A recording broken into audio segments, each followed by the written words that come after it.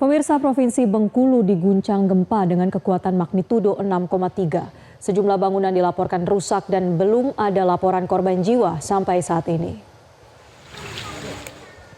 Guncangan gempa terjadi pada pukul 2.52 waktu Indonesia Barat dan berlangsung selama beberapa detik. Gempa berpusat di Laut Kota Bengkulu. Berdasarkan laporan BMKG, gempa terasa pada radius 47 km dari epicentrum gempa dengan kedalaman 84 km. Sejumlah rumah dan bangunan mengalami kerusakan dan belum ada laporan korban jiwa. Dampak lainnya terjadi pemadaman listrik sesaat setelah gempa terjadi.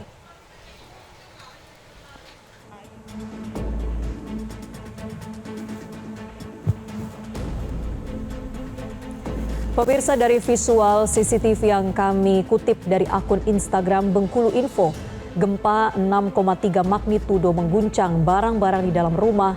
Ada pula bagian plafon rumah yang roboh sesaat gempa terjadi. BMKG mengonfirmasi bahwa gempa ini meski terjadi di laut tidak menimbulkan tsunami.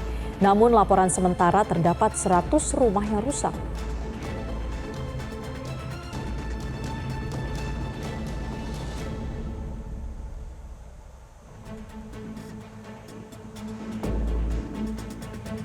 Dan pemirsa, terkait dengan mati listrik pasca gempa di Bengkulu, belum ada klarifikasi dari pihak PLN terkait penyebab matinya jaringan listrik di beberapa wilayah tersebut.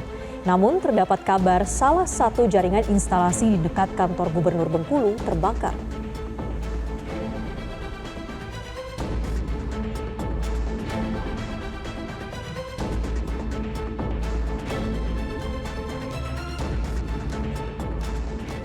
Pemirsa, pasca gempa yang mengguncang Bengkulu, ada ratusan rumah yang masih bertahan atau tidak mengalami kerusakan. Dan korban pun masih bertahan di tempat tinggal mereka, pemirsa. Namun untuk informasi selengkapnya kita akan terhubung dengan kontributor Metro TV, Safran Ayori, langsung dari Bengkulu. Selamat siang, Safran. Saat ini kami melihat di belakang Anda ini cukup ramai. Apakah ini menjadi salah satu posko atau titik pengungsian? Dan jika iya, bagaimana kondisi para korban gempa saat ini?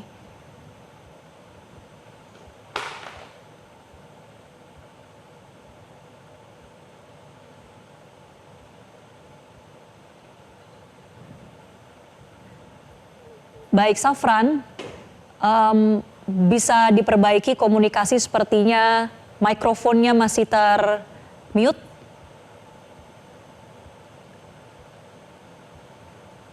Ya, halo. Ya, silakan dengan laporan Anda, Safran. Ya, dapat saya gambarkan bahwa siang hari ini tepat pada pukul 13.30 ini kawasan yang menjadi titik terparah dampak gempa itu sangat padat didatangi berbagai pihak.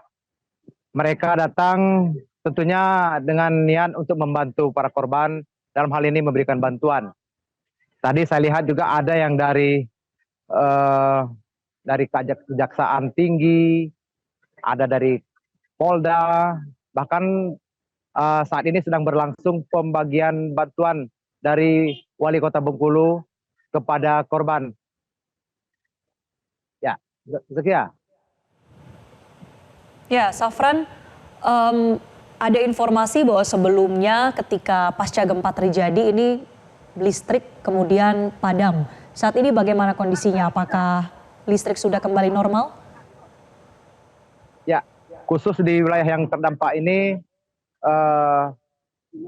sekitar pukul 1 tadi itu sudah normal, artinya listrik sudah hidup kembali. Saat ini semua warga sudah bisa menyalakan listriknya, namun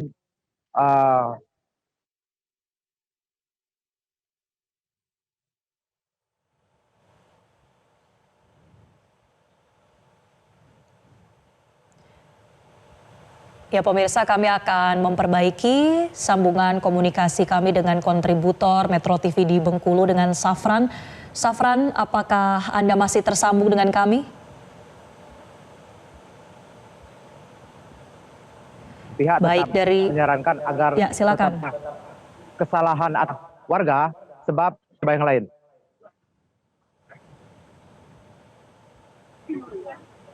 Ya, Safran, sudah ada beberapa lokasi pengungsian. Bahkan tadi Anda sebutkan bahwa dari pihak pemerintah setempat ini sedang membagikan bantuan ya kepada warga terdampak gempa, khususnya mereka yang berada di lokasi pengungsian.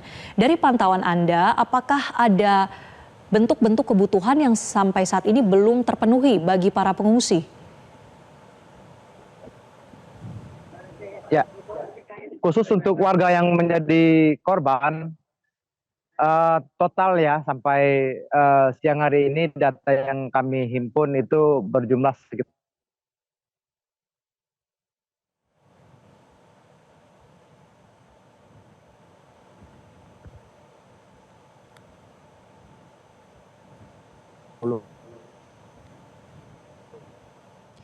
Baik, kontributor Metro TV Safran Ayuri melaporkan langsung dari Bengkulu. Sementara itu pemirsa, Kepala BMKG Dwi Korita Karnawati mengatakan pasca gempa magnitudo 6,3 pada Jumat dini hari di perairan Bengkulu hingga Jumat pagi tidak terjadi gempa susulan. Dwi Korita juga memastikan tidak terjadi tsunami sebagai dampak gempa. Perhatikan lokasi epicenter gempa tersebut dan kedalaman hiposenternya, yaitu pusat gempanya. Gempa bumi yang terjadi tadi pagi merupakan jenis gempa bumi menengah akibat adanya aktivitas deformasi batuan dalam lempeng. Jadi dalam lempeng atau kerak bumi. Hasil analisis mekanisme sumber menunjukkan bahwa mekanisme gempa bumi tersebut ya merupakan patahan naik. Jadi penyebab gempa tersebut terjadinya patahan naik akibat adanya deformasi batuan dalam lempeng atau kerak bumi di kedalaman sekitar 80 kedalamannya sekitar 84 km. Itu tetap menyatakan tidak berpotensi tsunami. Demikian. Meskipun berada di laut ya, tapi karena kedalamannya juga lebih dari 80 km, sehingga kami pun tidak dari hasil pemodelan sudah menunjukkan gempa tersebut tidak berpotensi tsunami.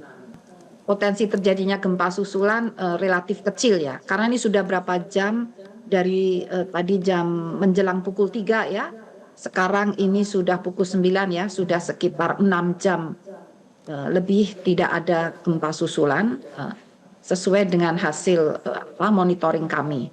Memang karena ini posisinya meskipun ini gempa menengah ya, gempa menengah. Jadi biasanya spektrum gelombang ini apabila semakin dalam, sebarannya itu juga semakin meluas gitu. Tapi kalau gempa itu relatif dangkal ya, misalnya kedalaman 10 km atau kurang dari 30 km, itu spektrum gelombang gempanya, perambatannya itu juga sifatnya lebih lokal.